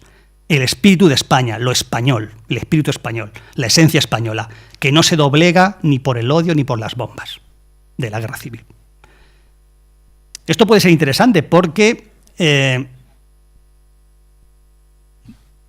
no es raro, es muy frecuente de hecho, que Picasso diera sus propios rasgos a minotauros que aparecen con mucha frecuencia en sus obras en las décadas anteriores. Yo no sé si es mucho presuponer que el toro del Guernica tiene los rasgos del propio Picasso, pero es muy evidente que sí lo tienen otros toros o minotauros que aparecen a menudo en sus obras. Y por otra parte, es muy revelador que muchos bocetos del Guernica, en muchos bocetos aparezcan toros con aspecto humano. A lo mejor Picasso sí que se quiso autorretratar en el toro. Ahora habría que ver qué papel cumple su presencia convertida en toro en un cuadro que evoca un bombardeo. Russell dice, el caballo es la víctima y el toro tampoco entiende que sea ni los verdugos ni víctima. Él dice que es la fuerza vital, ni positiva ni negativa, ni buena ni mala. Precisamente por ese papel pasivo, dice, el toro está sufriendo, pero actúa al margen de la acción. Es como una imagen doliente de lo que está ocurriendo, pero sin intervenir directamente en ello. Ramón Fernández Palmeral, en 2 obras al menos que dedica al Guernica, dice que el toro directamente es la guerra, el fascismo, la crueldad, los victimarios, los verdugos, por tanto, y el caballo, en justa contraprestación, sería la España herida por el fascismo, el pueblo español herido de muerte por la guerra civil. Pero claro, ¿qué pasa con Picasso? Aquí empieza lo chungo. Picasso dijo al menos 3 veces 3 cosas distintas. En el 45, en una entrevista que dio a un periodista llamado Jerome Seckler, el 13 de mayo del 45, dijo, según las traducciones, más o menos literalmente, el toro no es el fascismo, aunque sí la brutalidad, y el caballo, el pueblo. Eso dijo. Es decir, está claro que el artista no se veía reflejado en el toro, porque si es la brutalidad, no creo que tuviera tan mala opinión de sí mismo. Algunos años más tarde, a preguntas de Larrea, de Juan Larrea, por 2 veces le dice que el caballo representa el fascismo. Los malos, por decirlo así. Pero la segunda vez insiste y dice, entre comillas, hay que estar ciego o ser un tonto o crítico de arte para no verlo. O sea, para él era evidente que el caballo representaba el fascismo. Pero claro, entonces Larrea, en el 45, unos años más tarde, le hace otra pregunta y dice, digo, usted, ¿pero no había dicho usted en el 45 justamente lo contrario? Y entonces Picasso, que se ve que no sabía por dónde salir, dijo, ¿por qué llevar la contraria a alguien? Representa al toro falangista, al pueblo falangista. Por eso lo he puesto entre medias, porque el pueblo falangista también, aunque estuviera del bando nacional, también estaba sufriendo los rigores de la guerra, ¿no? Dice, ¿no estaba con Franco una parte de España? Es decir, al pueblo, sí, pero a la parte del pueblo que apoya a Franco, al cómplice del golpismo. Está claro que tuvo que improvisar algo porque no sabía cómo salir de la encerrona, ¿no? Y por último, en el 47, a preguntas del director del Museo de Arte Moderno de Nueva York, donde estaba el Guernica, Alfred Barr, le dice no, que ni el toro ni el caballo hay que interpretarlo simbólicamente, dijo literalmente, según dicen las crónicas. Ese toro es un toro, ese caballo es un caballo. Hay también una especie de pájaro, un polluelo o un pichón, no me acuerdo bien, o sea, no sabe ni el hombre, no se acordaba ni lo que había pintado. Sobre la mesa, ese polluelo es un polluelo. El público, los espectadores, tienen que ver en el caballo, en el toro, símbolos que interpreten como ellos quieran. Hay animales, son animales destrozados. Para mí es todo, que el público vea lo que quiera ver. Así uno no se moja y deja que cada uno entienda lo que quiera. O sea, el toro es un toro y el caballo es un caballo, no representa nada. Lo que es muy evidente, y ya termino, lo prometo, es que lo fundamental del Picasso era, desde el primer momento de Picasso, era cómo encajar el toro, el caballo y la portadora de luz, que son los 3 elementos fundamentales que en el primer boceto del 1 de mayo aparecen claramente. El guerrero muerto se intuye en la parte baja, pero está claro que esos 3 elementos eran clave ya desde el primer momento. Y que el caballo y el toro aparecen en la inmensa mayoría de los bocetos, de los 45 bocetos. En concreto, el toro aparece en 10 y el caballo en 19.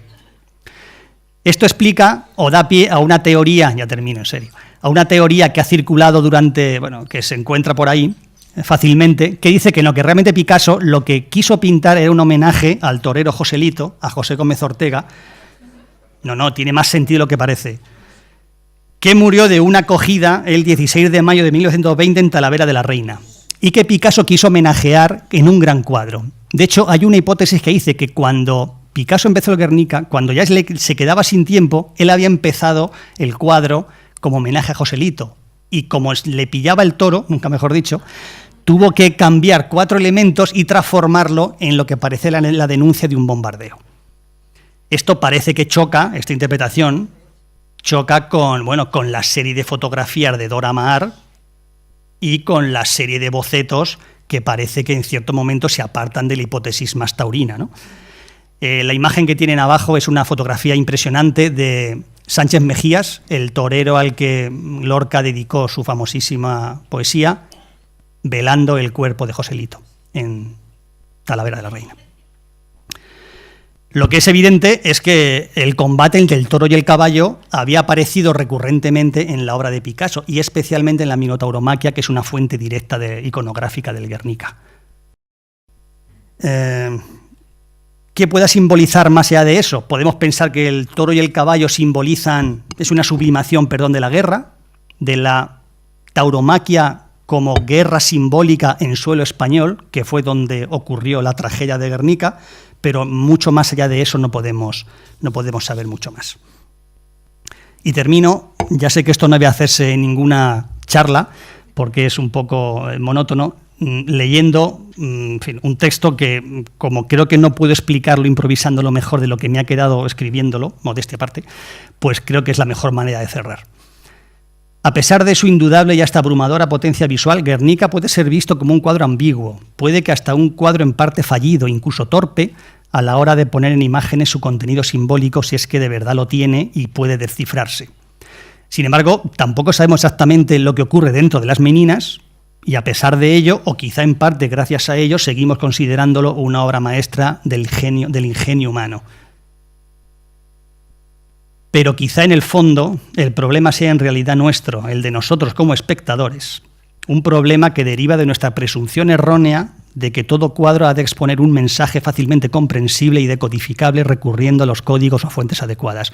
Quizá no existan fuentes fiables a las que podamos echar mano para encontrar la clave de Guernica, y debamos conformarnos con saber que hace casi exactamente 80 años Picasso pintó un grito inmortal contra una tragedia causada por seres humanos a otros seres humanos. Una tragedia que por eso mismo debería avergonzarnos a los seres humanos como especie que se tiene por civilizada. Muchas gracias por su paciencia y por su asistencia.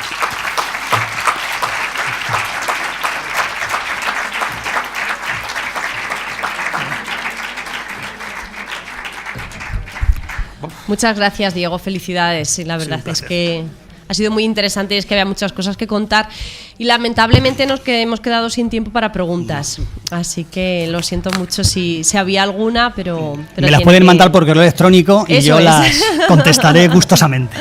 Pero no puede ser. Pido a nuestra presidenta, Carmen Rosa, que suba para hacerle entrega de un pequeño obsequio al conferenciante.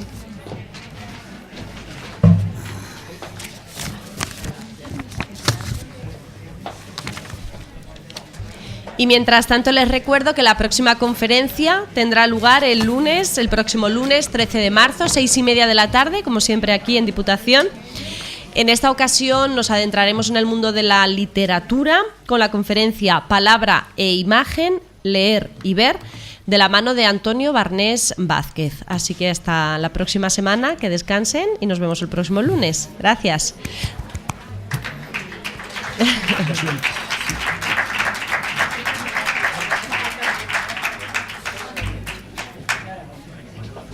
Recuerden también que el próximo miércoles 8 de marzo, Día Internacional de la Mujer, nuestra presidenta, que fue homenajeada el pasado año como mujer mayor y que este año además será la encargada de leer el manifiesto. Así que pueden acudir al acto en el que se reconocerá a diferentes mujeres en diferentes áreas.